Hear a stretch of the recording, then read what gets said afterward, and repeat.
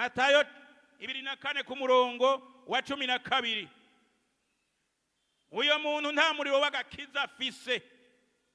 Tumwe bwize bwanditswe na Matayo 24 ku murongo wa 12.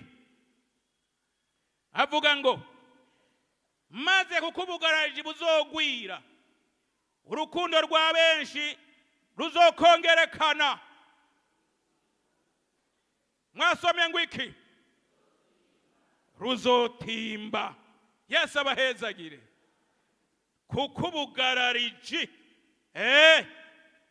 buzogwira, urukundo rw'abantu benshi nago ruzoca rutimba.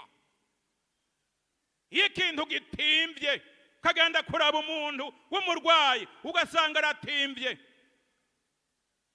mbega bamerewe neza cyangwa bamerewe nabi? Abari hafi kurangiza. Ni urukundo rwacu ntirutimbe. Urukundo dukunda Imana yacu, urukundo dukunda ibikorwa by'Imana, urukundo rwo gukorera Imana, urukundo rwo kwizera Imana no kwizigira Imana ntirutimbe. Shengero ry'umwami rugira umuriro mwinshi, rukomera ntirunyiganyige. Nari nababwiye nti Daniyeli yinjiranye mu rwobo rw'intambwe n'umwami w'abami. Ntigeze yiganyira kuko yari kumwe n'umwami w'abami. Aravuga ati n'ubu urukundo Imana inkunda, uko ndayizigiye, uko ndayizi, Imana yanje ntimpeba. Urukundo rwacu ntirutimbe, kuko iyo urukundo rutimbye ubugira ugira ingorane zikomeye. Ikigira gatatu, umuntu yaheze uburyohe, akunda umuryango wiwe akawurutisha Imana. Muribuka muri Samueli wa mbere 2 ku murongo wa 29 kuja kuri 30. Hatubwira umuherezi yitwa Eli, bamubwira yuko abana biwe bakora ibyaha bikomeye, ariko ntiyabahana. Akivugira gusa ngo mbega uwocumura kuhoraho ntazobura guhanwa. Ntafata ingingo akabareka. Bonona ibimazi, bari mu busambanyi, ariko ngo reka abana, ngo ibyo numva bavuga abana banje ngo ntabahana. Umuntu adafata ingingo akareka ibintu bigapfa mu ishengero ry'Imana, ibintu bigapfa mu muryango, ukareka ibintu bigapfa, ukunda bawe ukabarutisha Imana. Imana ntinezerwa. Imana igomba ngo ufate ingingo, Imana igomba ngo uyishire hejuru, werekane ukwera kwayo. Ariko uvuga ntaco kanakana kiwacu, ntaco kareke. Ariko haje uwundi ngo irukana hari, ariko kiwacu ngo rekera ngaho, reka nimukorekoreka. Murazi herezo ry'aba bahungu b'umuherezi Eli na Eli wenyene barangije nabi. Ukarekera ibintu bigapfa, abo baretse gutyo bazorangiza nabi, kandi nawe uzorangiza nabi. Imana iragomba ngo twame tuyishira hejuru. Amen. Icyubahiro c'Imana, icyubahiro c'Imana. Twame tumenya ko Imana yacu iri hejuru ya byose. Tuyihe icyubahiro gikwiye, ntituyikengereshe, ariko tumenye ko turi mu ruzabibu rw'Imana, dutegerezwa kwerekana ukwera kw'Imana. Ikigira kane ca nyuma, uyo muntu yaheze uburyohe, si umwizigirwa kuri Kristo Yesu. Zobisoma mu byahishwe Yohana 2 ku murongo wa 4. N'umuntu yataye urukundo rwiwe rwa mbere, urukundo rw'agakiza, aho yakira agakiza yavuze ngo nzogukorera gushitsa gupfa. Ariko ubu uyo muntu yari yibagiye urukundo rwiwe rwa mbere ku Mana yiwe. Ubu ni guca imanza gusa, ubu ni kuraba abandi gusa. Imana igomba ngo ugume uri umwizigirwa gushitsa ryari? Gushitsa gupfa. Navuze ibyahishwe Yohana 2 ku murongo wa 4.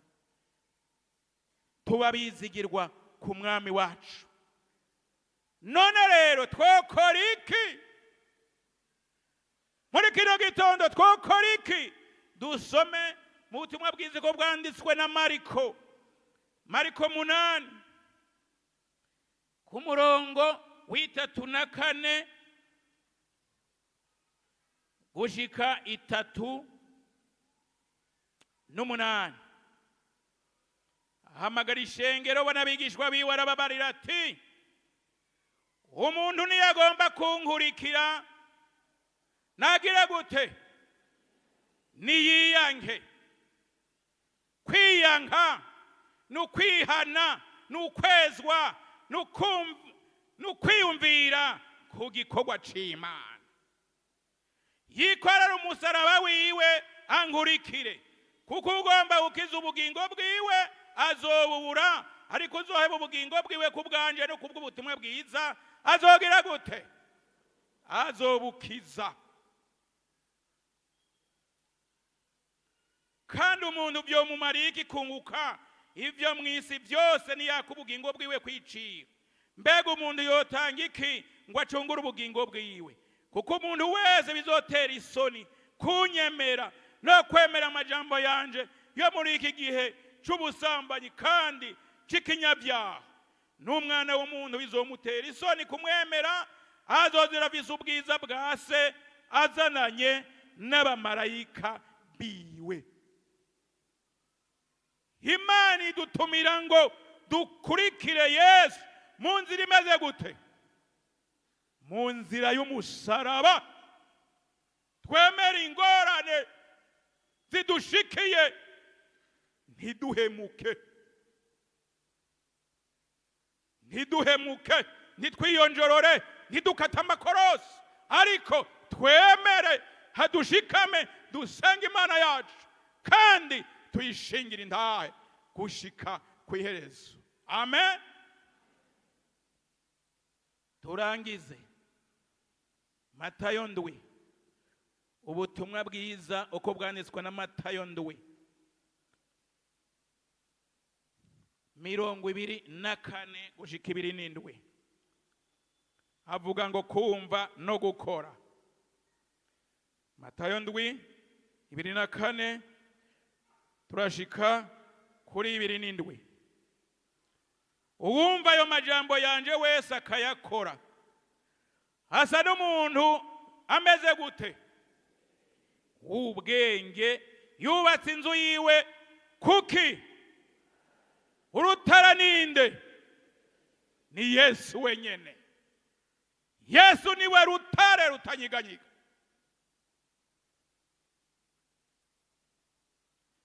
Petero yabaye ibuye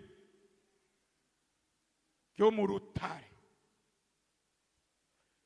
Umuntu wese yubake w'ubwenge yubaka inzu yiwe ku rutare. Urutare ni Yesu wenyene.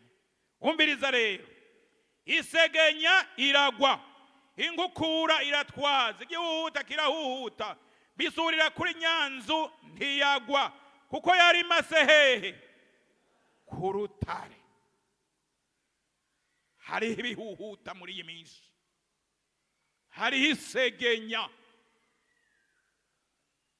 hariho isuri, hariho inkukura.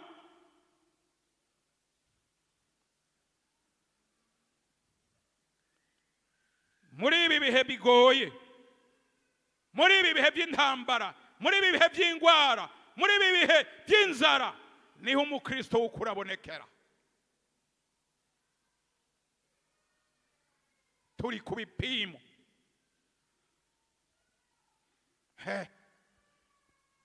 intambara ikaza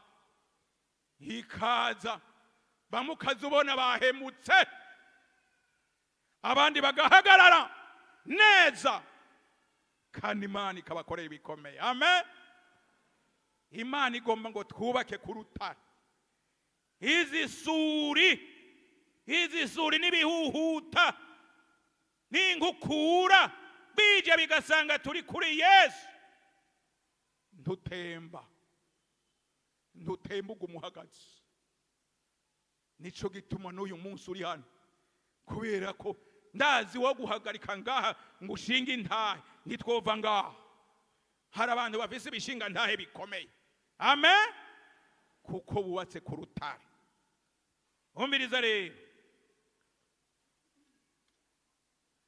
ariko uwumva ayo majambo yanje wese ntayakore asa n'umuntu w'ubwenge bwinshi. Niko hasomeka. Asa n'umuntu w'imburabwenge yubatse inzu yiwe hehe? Ku musenyi.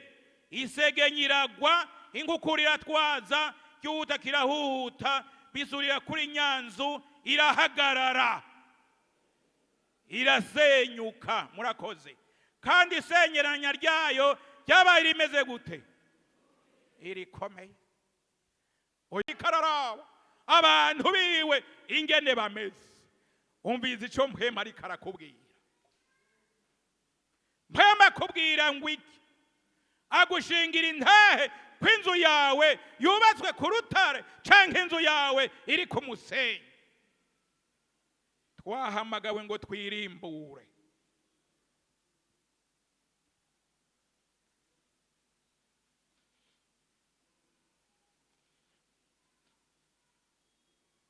Twirimbure. Ewe muntu wirimbura, urahiriwe. Ariko ukomantaza umutima birakugoye.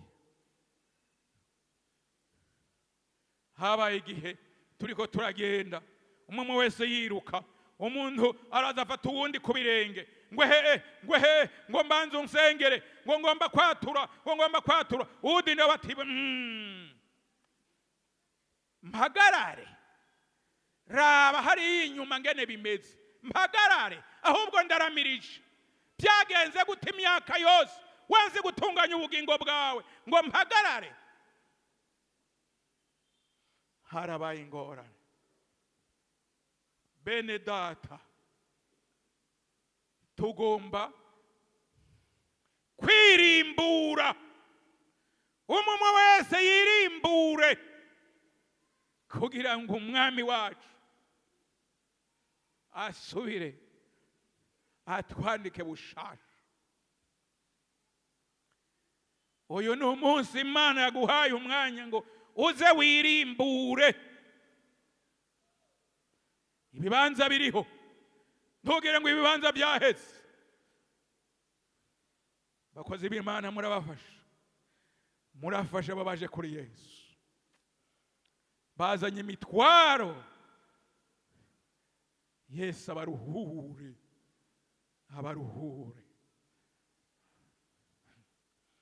Yesu agira abaruhure. Rero umuntu wese azace bugufi. Umwanya uriho, ntugire ngo nanyarukije.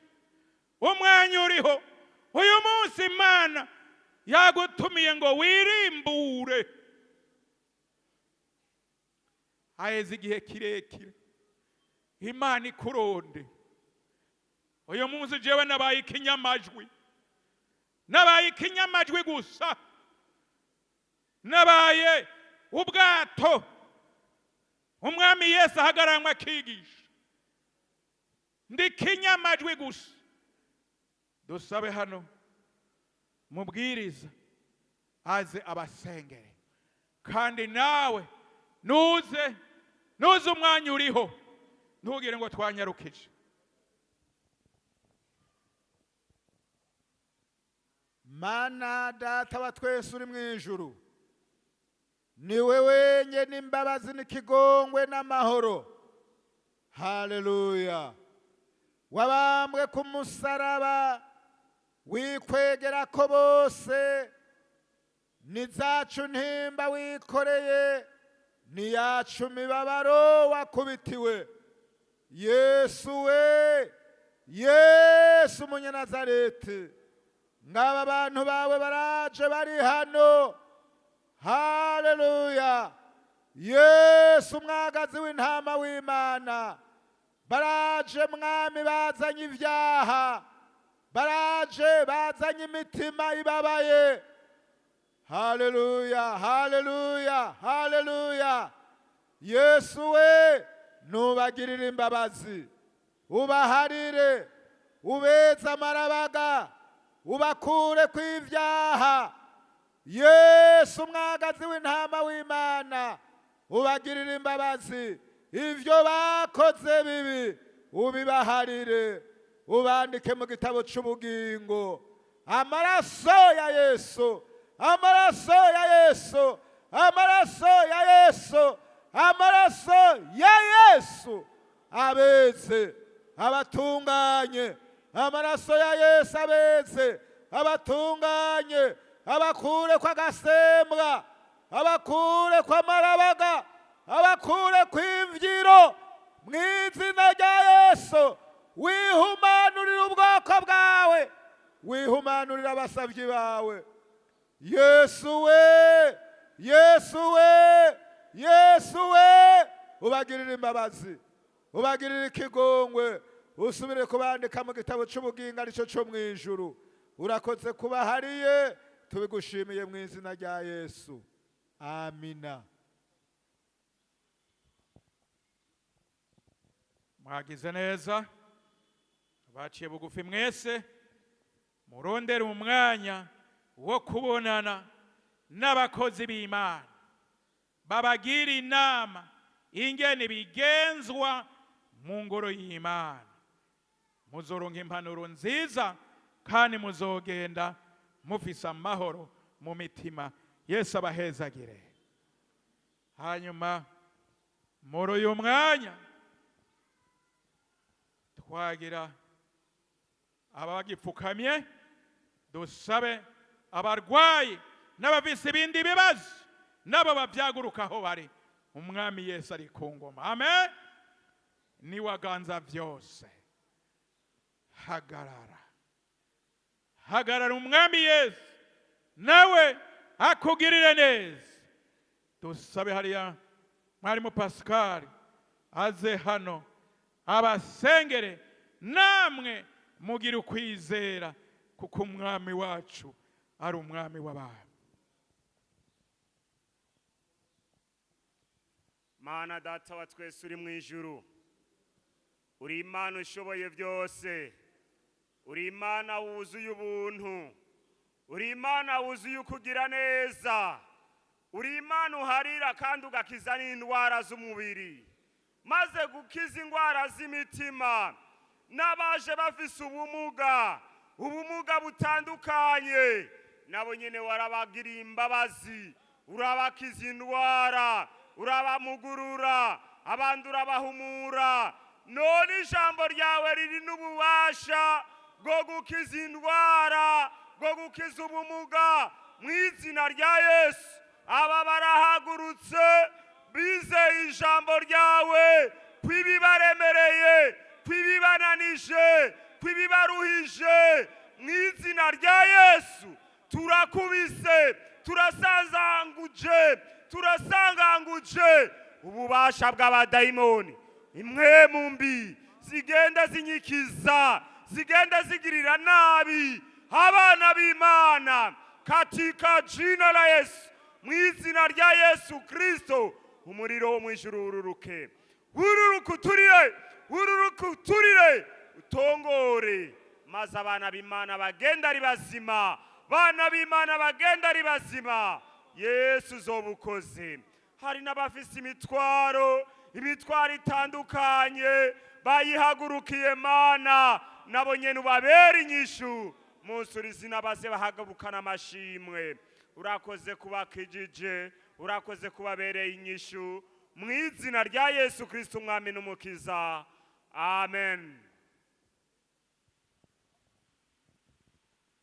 muri uyu mwanya naho tugomba dusabe umuntu agomba gufurura ingabire ziwe no gusubira kwaka mu bikorwa by'Imana no kugumana inkomezi z'Imana. Agomba yuko mpemu yera asubira kumukomeza, asubira kumwatsa ngo agume mu bikorwa by'Imana ashikamye, ahaguruke. Tujya dusenga Imana. Abanyantege nke, uyu munsi twakira inkomezi. Abakekeranya, uyu munsi duhagarare neza, tudasubira gutsindwa n'ubugunge bw'umurwanizi. Hagarara neza. Imana yacu iradukunda, Imana yacu igomba isubira itwatsi, tugumane umuriro wa mpemu yera. N'ubu dusabe umubwiriza hano ashike hano abasengere, hanyuma namwe mugire ukwizera. Kaze hano. Bare baje gukorana,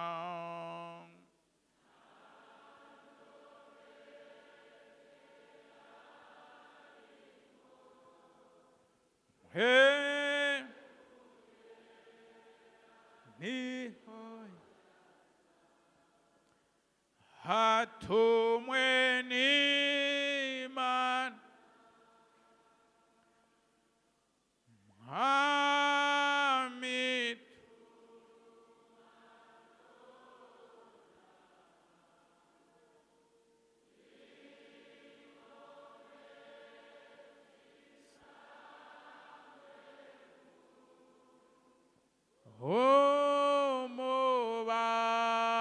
Umubatizo n'uyo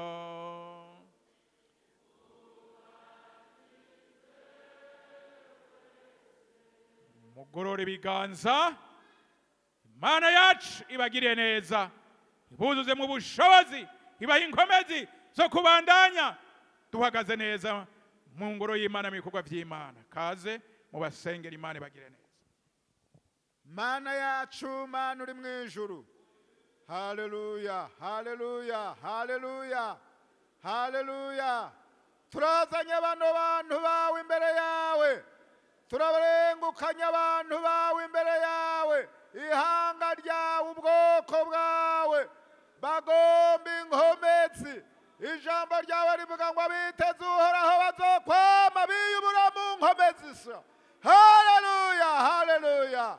Turabarengukanya rero Mana, nubahereze inkomezi, inkomezi za mpemu yera, inkomezi za mpemu yera zibe kuri bo, bavugishwe nawe, baririmbishwe nawe, bagendeshwe nawe. Amen, amen, amen, haleluya.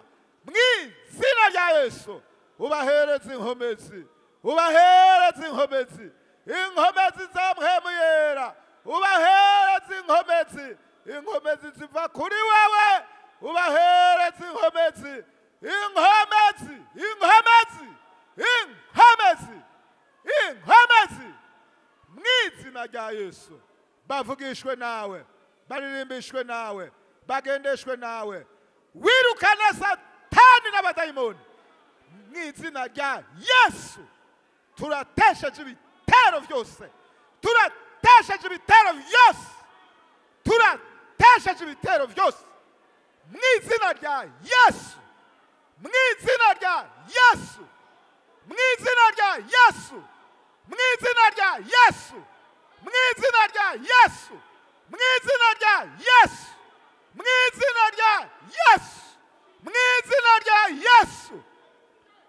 Turasabye inkomezi, inkomezi z'Imana zururukire kuri bano bantu. Abantu bawe bagenda n'inkomezi z'Imana, boye kugenda bakonyera, ariko bagende buzuye inkomezi. Nuko urakoze kubahaye inkomezi, tubisabye mu izina rya Yesu, amen, amen.